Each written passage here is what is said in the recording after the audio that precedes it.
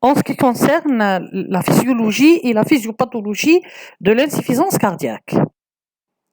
Alors, on revient, c'est ce qu'on a dit, c'est une incapacité à serrer un débit cardiaque. C'est quoi le débit cardiaque? Alors, le débit cardiaque, par définition, c'est le volume éjecté donc, dans la circulation systémique ou pulmonaire lors d'une minute. Cela signifie il doit répondre à l'équation débit cardiaque égale un volume d'éjection systolique multiplié par la fréquence cardiaque. Cette fréquence cardiaque, elle est en relation directe avec le système nerveux, que ce soit le système nerveux sympathique qui est un système accélérateur ou bien le système nerveux parasympathique qui est un système freinateur. Quant au volume d'éjection systolique, il dépend de trois éléments essentiels. D'abord, le volume donc contenu dans le ventricule lors de la diastole, ce qu'on appelle, et cette force ou cette contrainte qui va s'appliquer sur la paroi ventriculaire lors de la diastole, on l'appelle précharge, qui est en relation directe avec le retour veineux. Également, il va donc en relation avec cette force ou cette contrainte qui s'applique sur le ventricule lors de la systole, qu'on l'appelle la post-charge, qui est en relation avec les résistances périphériques, que ce soit systémiques ou pulmonaires. Mais ces résistances, quand ils sont augmentées, on aura une augmentation de cette post-charge. On le sait très bien que la post-charge, cette force, elle va augmenter en cas d'un obstacle à l'éjection ou autre cause en rapport avec l'augmentation des résistances.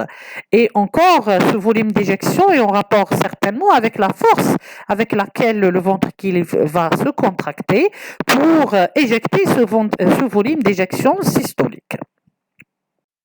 Quelques particularités de la fonction cardiaque chez l'enfant. Il faut savoir bien que la masse myocardique elle est faible. Elle va augmenter donc avec l'âge. Elle se multiplie en 3 fois pendant les premières semaines. Toute diminution de la masse myocardique signifie certainement une force contractile faible. Également, il faut savoir que les ventricules sont petits, donc sont peu compliants, et donc le volume télédiastolique est bas. Et il faut savoir que la stimulation sympathique, elle est submaximale, donc il y aura de faibles capacités d'adaptation face à des modifications dans des conditions de charge. Et enfin, le tissu de conduction myocardique, il est immature et on aura donc une instabilité potentielle du rythme cardiaque. Alors, quels sont les mécanismes de la défaillance cardiaque? La défaillance cardiaque, ça veut dire une diminution des débits cardiaques. Donc, toute diminution de la fréquence cardiaque ou une diminution du volume d'éjection systolique va entraîner certainement une diminution des débits cardiaques. Donc, c'est tout à fait normal qu'une fréquence cardiaque trop basse, elle entraîne une diminution des débits cardiaques. Mais également, une fréquence cardiaque trop élevée aboutira donc à une diminution des débits cardiaques en jouant sur le volume d'éjection systolique. Car une diminution, une fréquence cardiaque trop élevée va entraîner le raccourcissement de la diastole. Si on a un raccourcissement de la diastole, donc le volume télédiastolique va diminuer et donc en conséquence, on aura une diminution du volume d'éjection systolique. Également, si on a un écourtement de la durée de la diastole, cela signifie que la force contractile, la contractilité du myocarde, elle va diminuer parce que ses besoins énergétiques ne vont pas être assurés normalement. Le premier élément qui va jouer sur le volume d'éjection systolique, c'est bien la précharge. En effet, une altération de la précharge par une insuffisance de remplissage, certainement va diminuer le volume de débit, le volume télédiastolique et de là le volume d'éjection systolique, mais également une augmentation de la précharge. Ça va entraîner une surcharge de volume, va augmenter la pression au niveau la contrainte ou la force appliquée sur le ventricule lors de la diastole. Cela signifie qu'il y aura un étirement important donc des fibres musculaires et il va conduire certainement à une diminution, quand ça s'est passé, elle va aboutir à une diminution de la force contractile. Donc ça joue entre altération de la compliance, ça veut dire quand on a une diminution ou bien une augmentation de la compliance, on aura certainement une diminution du volume d'éjection systolique et de là une diminution des débits cardiaques. Et ça joue également sur l'altération de la contractilité myocardique. En effet, quand on a une baisse de la contractilité myocardique, on aura une baisse du volume d'éjection systolique. Le deuxième élément donc qui va donc retentir sur le volume d'éjection systolique, c'est la post-charge. En effet, quand on a une augmentation de la post-charge, ça veut dire on a une surcharge en pression, ça veut dire la force donc la contrainte qui s'applique sur le ventricule lors de la systole augmente, on aura certainement une diminution donc de volume d'éjection systolique par une altération de la contractilité cardiaque.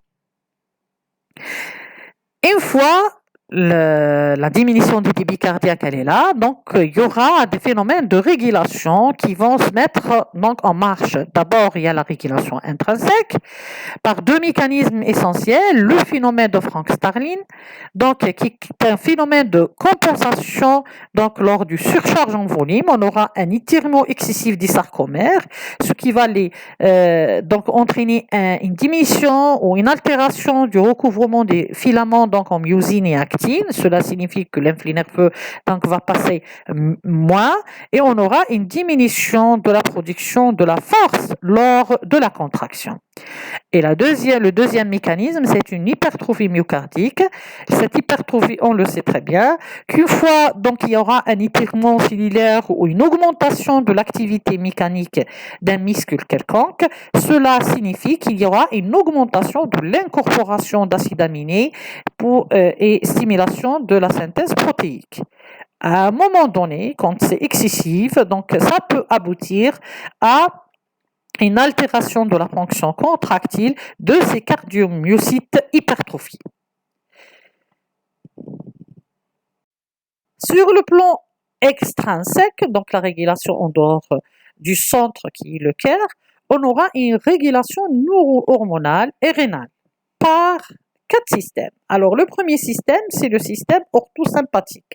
Le système orthosympathique, c'est la stimulation grâce par des récepteurs d'oxygène qui sont là au niveau à la sortie donc de l'aorte, donc à la sortie de l'aorte du cœur, donc cette aorte sortante, donc il y aura des récepteurs d'oxygène, une hypoxie parce qu'on a une diminution donc des débits cardiaques en oxygène, donc va stimuler les centres donc neurologiques et qui vont entraîner la stimulation donc du système sympathique qui va agir sur les récepteurs alpha cardiaques et périphériques qui ont un effet donc central inotrope et chronotrope positif, donc une tachycardie avec une augmentation de la contractilité du ventricule gauche, mais au niveau périphérique, on aura une vasoconstriction périphérique ce qui va retentir donc sur le réajustement donc de la pression artérielle. Une stimulation excessive et durable peut entraîner des troubles de rythme. Donc, le deuxième système, c'est le système rénine-angiotensinale-aldostérone. Grâce à une hypoperfusion rénale, on a une stimulation donc du système de la libération de la rénine par l'appareil juxtaglomérulaire qui stimule l'action donc ou la sécrétion adrénergique et donc il va jouer en particulier sur la régulation de la pression artérielle donc par une vasoconstriction donc périphérique et stimulation du centre de soif avec stimulation de la libération de l'ADH ce qui va entraîner une rétention d'eau et de sel. Le quatrième système, c'est le système arginine-vasopressine. Donc l'arginine-vasopressine qui est un vasoconstricteur puissant, il va également donc favoriser l'hyponatrémie et la rétention d'eau. Le quatrième système, c'est un système régulateur de ces trois. Donc, il va s'opposer aux effets délétères donc, de ces trois systèmes déjà cités. C'est la production de peptides natriurétiques. Donc, une augmentation de la pression et la distension auriculaire donc, va entraîner la libération du peptide natriurétique qui va entraîner donc qui va diminuer l'effet vasoconstricteur et la rétention hydrosodée en modellant la fonction des barorécepteurs. Donc, la stimulation de ces différents systèmes neuro-hémorales, donc rénal, va jouer donc sur deux éléments essentiels qui sont le débit cardiaque et la pression cardiaque. À la pression artérielle. Alors, la stimulation des systèmes sympathiques va jouer sur la fréquence cardiaque, sur la contractilité, sur le débit et sur la pression artérielle. Et la stimulation des systèmes vasopresseurs va jouer sur les résistances veineuse systémique et sur la pression artérielle.